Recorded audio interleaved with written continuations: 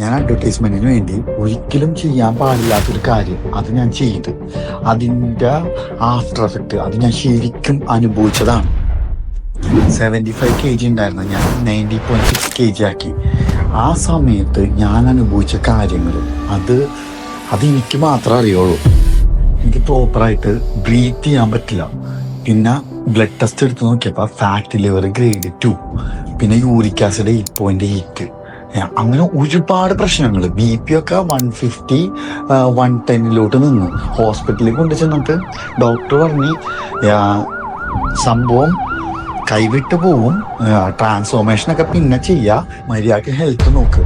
പക്ഷേ എൻ്റെ അടുത്തൊരു ഗോൾ ഉണ്ടായിരുന്നു, 30 BMI പൊണ്ണത്തടി. ഞാൻ പൊണ്ണത്തടി ആയാൽ മാത്രമാണ് അതിൽ നിന്ന് കുറച്ച ഒരു ട്രെയിനർ എന്നുള്ളൊരു പ്രിവിലേജ് എനിക്ക് കിട്ടുള്ളൂ.